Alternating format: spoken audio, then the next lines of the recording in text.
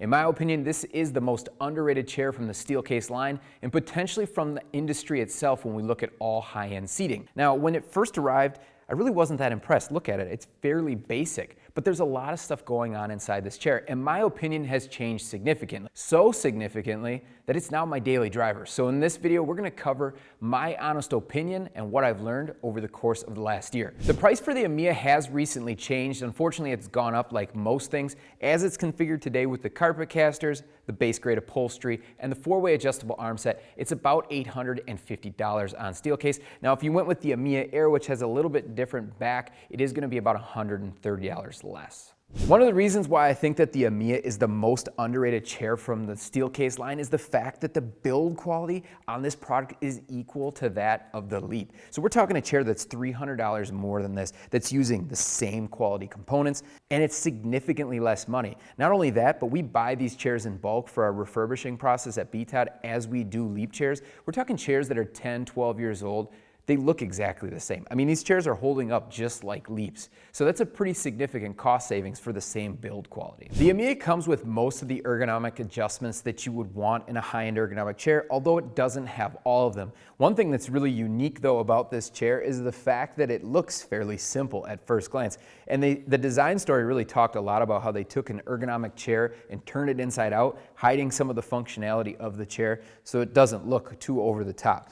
Now we're gonna just run through the Amia adjustments, talk about the things I like and don't like about them. Some of them are pretty basic. So if we look at this first adjustment, it's seat height adjustment. This is a pretty staple adjustment that's required in chairs to fit shorter or taller people. This will go from 16 inches up to about 20 3/4 inches. So if you're anywhere from 5 feet tall to say 6'5", you should fit comfortably. Now I'm 6 feet tall, just for reference.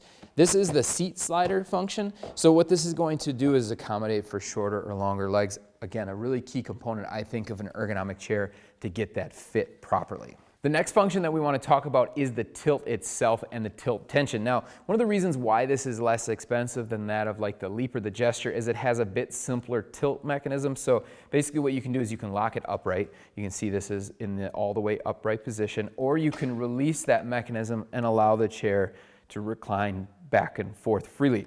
Now you can adjust the tension knob on the side of the chair here to require more effort, or if you want to loosen it, to require less effort to recline back in the chair. Now for me personally, how I use this chair, I don't really like to lock it upright. I like to keep it freely floating. It kind of promotes movement in the chair, and I just crank up the tension a bit just so it's a little bit easier if I want to say work somewhere in between.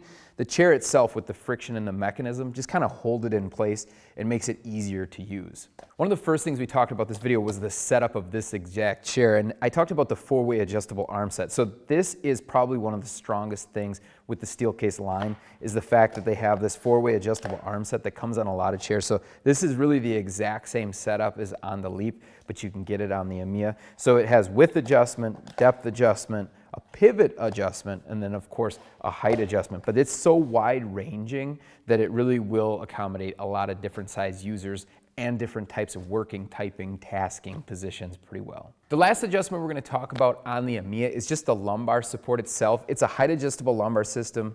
There are two handles on the sides and you can just move it up and down. Now at first glance, much like the rest of this chair, it looks fairly basic, but that's why I took the backrest off of this other Amia so that you could see it's actually quite elaborate.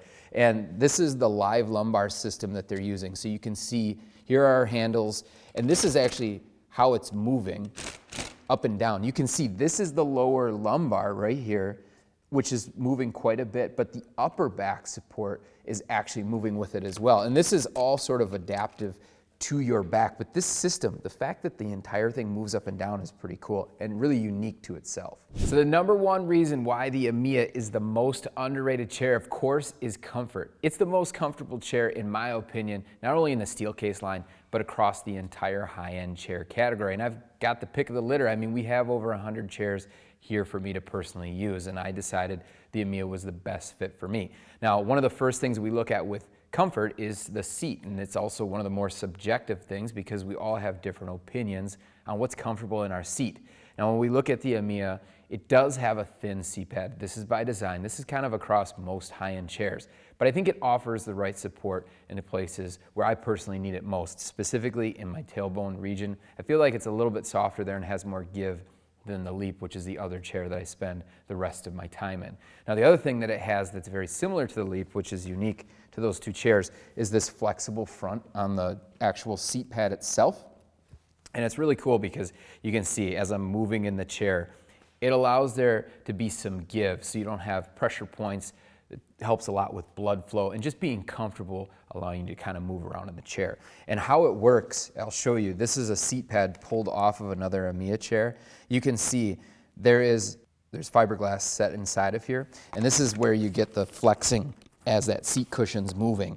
So you can see as I'm applying pressure, if this was flipped the other way, this part is mounted onto the seat slotting mechanism, but that's where you're getting that flexible aspect of the seat. One of the more surprising things from a comfort standpoint on the Amia is the backrest. Now, I typically like really aggressive lower lumbar. I feel like it just forces me into good posture. It's something that I'm kind of used to using an ErgoHuman for many years, the Leap chair for a daily driver. Those are two chairs that have very aggressive lumbar support.